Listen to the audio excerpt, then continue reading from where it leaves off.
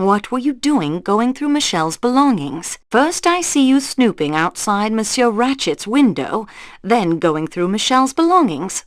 What were you doing? Your job. You know I am assisting Monsieur Poirot. Sure. Begin the interrogation. What is your profession? I'm a salesman. Typewriting ribbons. Do you always travel first class, Monsieur Hardman? Sure. The firm pays my traveling expenses. Where is your destination? Paris. And from there? New York. What can you tell me about the murder? Nothing at all. That is a pity. What were you doing outside Monsieur Ratchet's window? Okay, there were footprints there. Man's shoe, but not a large one. Size 7, maybe. I followed the tracks, then it looked like whoever made them put on some snowshoes and headed out over that deep snow near the back of the train. May I have your passport, please? It's in my room. 16.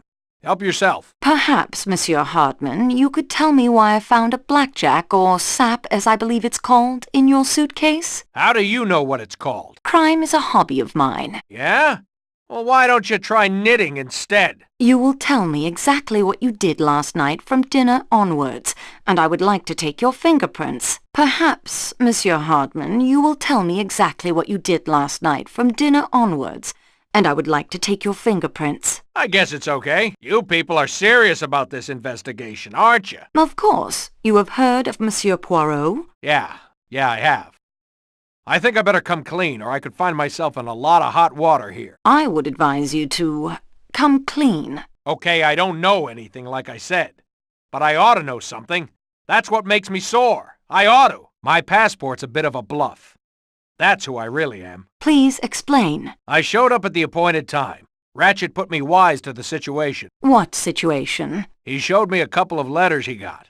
Threatening letters. The threatening letters? Yeah, he showed me 2 of them. Did Monsieur Ratchet seem alarmed by the letters? Pretended not to be, but he was rattled all right. What instructions did he give you? I was to travel by the same train he did to Paris and see that nobody got him. That's the thing. I did travel by the same train, and in spite of me, somebody did get him. I feel sore about that. Doesn't look any too good for me. Did he have any idea who the letters were from? Well, Ratchet described him to me. What? Sure. Said he was a small man, dark, with a kind of womanish voice. Did Monsieur Ratchet not tell you the man's name? Nope. Did Monsieur Ratchet say why his life was threatened? No, he was kind of reticent about that part of it. Just said the fellow was out for his blood and meant to get it. Ratchet was Cassetti, the Armstrong murderer. No kiddin'. Should have recognized him.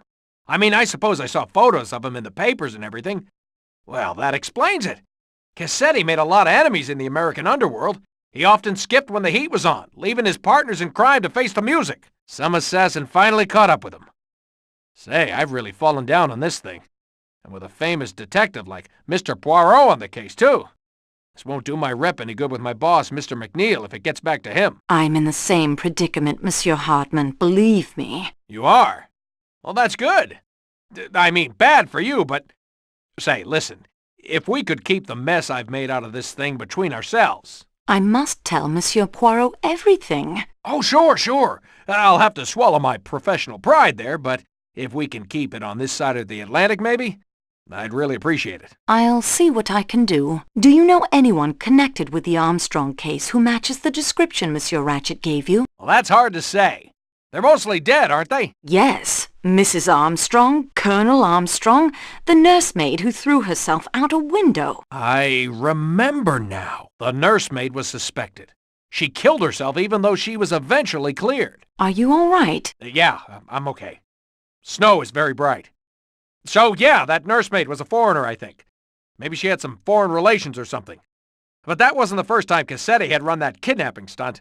I bet there are lots of people had it in for him. Please tell me your movements after dinner last night. I played some cards with that Italian guy at the front on the coach.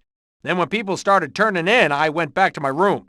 Stayed up all night, had my door a bit ajar so I could keep watch, but nobody could see me. You get it? I understand how it is done, yes. Could you see the attendant from that position? Sure.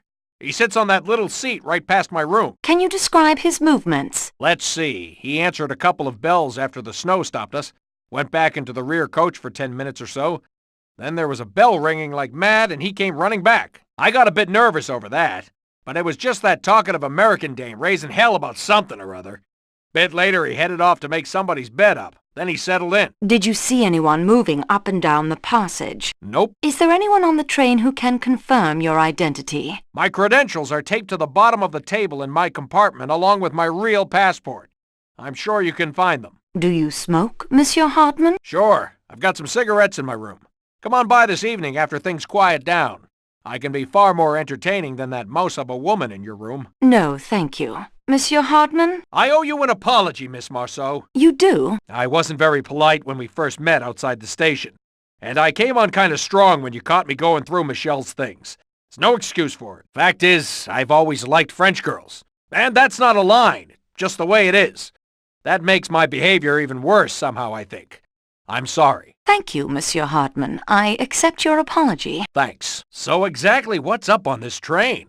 Seems bughouse to me. To me, too, sometimes. Fire away if you want to grill me some more. Have you done any more investigating of your own? Nope, after you caught me, I figured it wasn't worth it.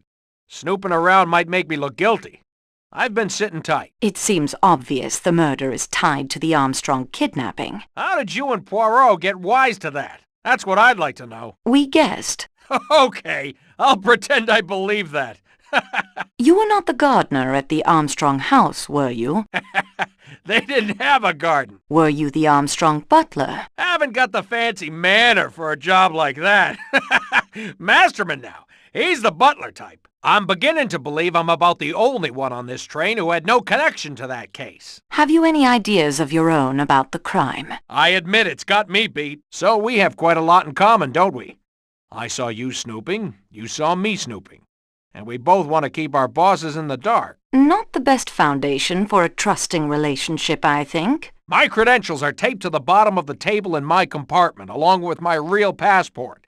I'm sure you can find them. I don't envy you your task, I'll say that. Whoever did it, I figure Ratchet had it coming. I wouldn't be surprised if this case is never solved. Now see here, Foscarelli, I've done my fair share of traveling. I'll tell you, Kataya tiles are the finest made in Turkey. And I tell you, it is the enamel tiles from Iznik. These are the oldest and the most beautiful of the Ottoman Empire. Well, they are quite impressive, to be sure. But the Kataya tiles are more beautiful. I'm sure there are examples sold here in this bazaar that would prove my point. Gentlemen, please, may I get by? What have we here? Young lady, settle the dispute. You know the famous enameled ceramics? Yes, of course, I live in Istanbul, but... We have to wait here for our porter. Find us an example of a Kataya tile. And an Iznik. Just borrow 'em for a second. No need to buy any. How dare you ask me such a question? It's the principle of the thing, miss. I don't have time for this. Then permit us to continue the debate without you. Ah, she returns. Perhaps now we can settle this. Did you bring us a Kataya? Or an Iznik? Here is an Iznik tile. It is the most beautiful beyond any doubt. Did I not say this? Thank you, young woman. Now we can turn our attention to more important things, like those fountains we were discussing earlier. Here is a Kataya bowl. It is the best, of course. There. What did I tell you? Thank you, young woman.